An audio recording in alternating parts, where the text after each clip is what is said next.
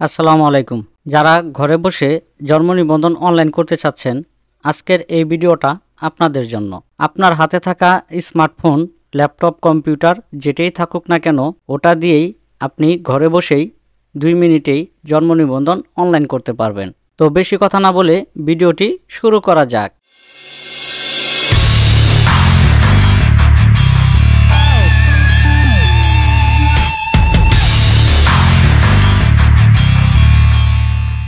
সর্বপ্রথম আপনার একটি ব্রাউজার ওপেন করে নিতে হবে। তো আমি গুগল ক্রোম ব্রাউজারটি ওপেন করে নিলাম। গুগল ক্রোম ব্রাউজারে আসার পর এখানে সার্চ বারে আপনাকে লিখতে হবে বার্থ সার্টিফিকেট অ্যাপ্লিকেশন। তো আমি লিখে এন্টার করে দিচ্ছি।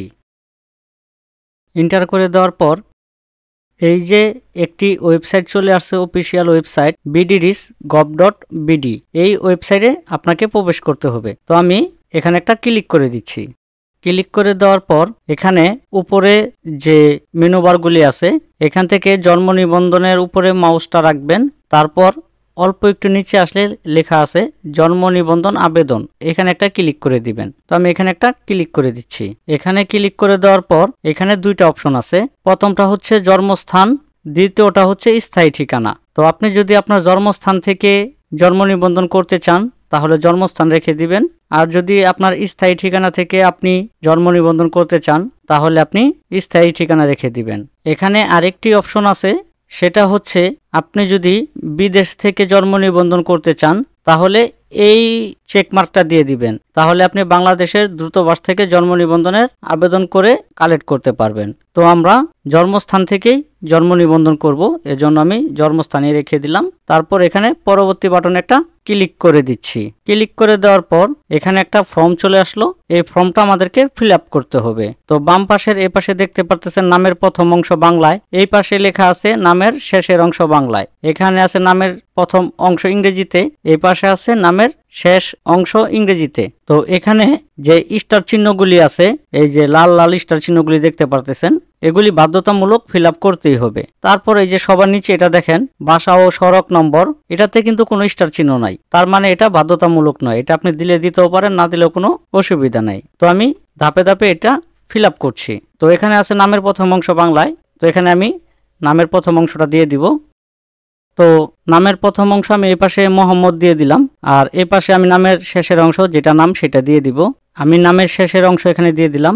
এখানেও ইংরেজিতে আমি নামের প্রথম অংশটা দিয়ে দিব। দেওয়ার পর এখানে দিতে হবে জন্ম তারিখ, তো আমি এখানে জন্ম তারিখটাও দিয়ে দিচ্ছি। জন্ম তারিখ দেওয়ার পর এখানে তিনটা অপশন চলে আসছে। এখানে আছে আমার কাছে এই ডকুমেন্টগুলি আছে, এখানে আছে আমার কাছে এই ডকুমেন্টগুলি নেই, এখানে আছে বন্ধ করুন। তো আমি যে জন্ম নিবন্ধনের আবেদন করতেছি, এই জন্ম নিবন্ধন করার জন্য আমার কাছে পর্যাপ্ত ডকুমেন্ট আছে কিনা সেটাই জানতে চেয়েছে। তো আমি এখানে একটা ক্লিক করে দিব যে আমার কাছে ডকুমেন্ট আছে। তো তারপর এখানে আছে পিতামাতার কততম সন্তান, সেটা আমি এখান থেকে সিলেক্ট করে দিব। এখান থেকে লিঙ্গটাও আমি সিলেক্ট করে দিব। তারপর এখানে আছে জন্মস্থানের ঠিকানা, তো আমি জন্মস্থানের ঠিকানাটাও এখান থেকে সিলেক্ট করে দিব। তো আমি এখান থেকে গ্রাম মহল্লাটাও দিয়ে দিলাম বাংলা এবং ইংরেজিতে, দিয়ে পরবর্তী বাটনে একটা ক্লিক করে দিলাম। এখানে আছে পিতার তথ্য, এখানে আমাকে দিতে হবে পিতার তথ্য এবং এই পাশে আমাকে দিতে হবে মাতার তথ্য। তো আমি পিতা মাতার তথ্যগুলি এখানে দিয়ে দিব। তার আগে একটা কথা বলে নিই, আপনার জন্ম তারিখ যদি 31/12/2000 সালের আগে হয়ে থাকে তাহলে আপনার পিতা মাতার জন্ম নিবন্ধনের মানে যার আবেদন করবেন তার পিতা মাতার জন্ম নিবন্ধন বাধ্যতামূলক নয়।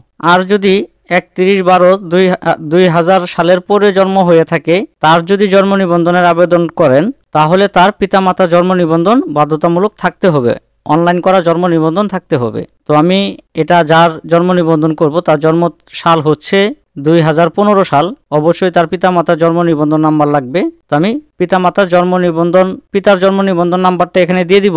এখানে দিয়ে দিব পিতার জন্ম নিবন্ধন নাম্বার এবং এখানে দিয়ে দিব পিতার জন্ম তারিখ, তাহলে পিতার নাম এবং জন্ম নিবন্ধন নাম্বার যাবতীয় তথ্য এখানে নিয়ে নিবে। তো আমি দিয়ে দিচ্ছি। তো আমি এখানে জন্ম তারিখ এবং পিতার জন্ম নিবন্ধন নাম্বারটি দিয়ে দিলাম। দেওয়ার পর অটোমেটিক এখানে তার নাম বাংলা ইংলিশ চলে আসলো। সেম একইভাবে এখানে আমি মাতারটাও দিয়ে দিব।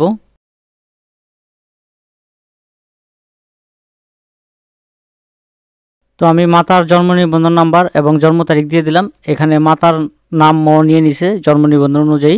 তো এখন আমি এখান থেকে পরবর্তী বাটনে একটা ক্লিক করে দিব। তো আমি পরবর্তী বাটনে একটা ক্লিক করে দিলাম। জন্মস্থানের ঠিকানা ও স্থায়ী ঠিকানা, এখানে স্থায়ী ঠিকানা ও বর্তমান ঠিকানা একই। তো যেহেতু আমার সবগুলি এক, জাস্ট খালি আমি এখান থেকে টিক মার্কগুলি দিয়ে দিব। যদি আপনাদের আলাদা আলাদা হয় এখানে আলাদা আলাদা ঠিকানা আপনারা লিখতে পারবেন, অসুবিধা নেই। টিক মার্ক দেওয়া হয়ে গেলে আরেকটু নিচে চলে আসবেন, এখানে লেখা আছে পরবর্তী। তো আমি আরেকটা পরবর্তী বাটনে ক্লিক করে দিলাম। পরবর্তী বাটনে ক্লিক করে দেওয়ার পর এখানে অনেকগুলি অপশন আছে। এই জন্ম নিবন্ধনটা যিনি আবেদন করতেছেন তিনি কে? তো আমি এখান থেকে দিয়ে দিব মাতা দিয়ে দিব, বা এখান থেকে পিতা দিয়ে দিব। তো আপনারা পিতা, মাতা অথবা নিজ এই তিনটার ভিতরেই দিবেন। দেওয়ার পরে এখানে লেখা আছে সংযোজন। এখান থেকে ওই যে প্রথমে আমাকে বলা হয়েছিল যে আপনার কাছে ডকুমেন্ট আছে কিনা, তো আমার কাছে ডকুমেন্ট আছে। ডকুমেন্ট বলতে আমি পিতামাতার জন্ম নিবন্ধন আগে থেকে ছবি তুলে রেখেছি, তো আমি এগুলি আপলোড করে দিব। তো এখানে ক্লিক করে আমি আপলোড করে দিচ্ছি। তো প্রথমে পিতারটা দিয়ে দিলাম, তারপর আবার ক্লিক করে মাতারটা দিয়ে দিলাম। তারপর নিচে এখানে আছে পরবর্তী বাটন, আবার আমি এই পরবর্তী বাটনে একটা ক্লিক করে দেব। এখানে ক্লিক করে দেওয়ার পর এখানে আপনারা একবার প্রিভিউ দেখে নেবেন, সব কিছু দেখে মিলিয়ে নেবেন সব কিছু ঠিকঠাক আছে কিনা। এখানে আপনারা যাবতীয় সব কিছু দেখতে পারবেন। সব কিছু ঠিকঠাক থাকলে অল্প একটু নিচে আসলেই এখানে একটা ফোন নাম্বারের অপশন আছে, এখানে আপনারা একটা ফোন নাম্বার দিয়ে দিবেন। সচল একটি ফোন নাম্বার দিবেন, এখানে ওটিপি আসবে। তো আমি এখানে একটা সচল ফোন নাম্বার দিয়ে দিচ্ছি, দিয়ে ওটিপি পাঠান বাটনে একটা ক্লিক করে দিচ্ছি। তো আমার ফোনে ওটিপি চলে আসছে, আমি ওটিপিটা দিয়ে দিব। এখন দেওয়া হয়ে গেলে আমি সাবমিট বাটনে একটা ক্লিক করে দিব। তো আমার জন্ম নিবন্ধনের আবেদন করা কমপ্লিট। এখানে একটি আবেদনপত্র নাম্বার দেওয়া হয়েছে, আমি এই আবেদনপত্র নাম্বারটি কপি করে নিব। কপি করে নেওয়ার পর এখানে উপরে এই যে জন্ম নিবন্ধনের যে একটা মেনু বারে যে একটা জন্ম নিবন্ধনের অপশন আছে, এখানে ক্লিক করবেন। এখানে ক্লিক করার পর অল্প একটু নিচে আসবেন, এই যে জন্ম নিবন্ধনের আবেদনপত্র প্রিন্ট, এখানে ক্লিক করে দিবেন। তো আমি এখানে ক্লিক করে দিচ্ছি। এখানে ক্লিক করে দেওয়ার পর এখানে সে অ্যাপ্লিকেশনের কপিটা, যেটা আমি কপি করলাম, অ্যাপ্লিকেশন নাম্বারটা, আবেদন আইডি যেটা, এখানে পেস্ট করে দিলাম। আর এখানে জন্ম তারিখটা দিতে হবে আমাকে, তো আমি জন্ম তারিখটা দিয়ে দিচ্ছি। দেওয়া হয়ে গেলে আমি পিন বাটনে একটা ক্লিক করে দিব। তো আমি পিন বাটনে একটা ক্লিক করে দিচ্ছি।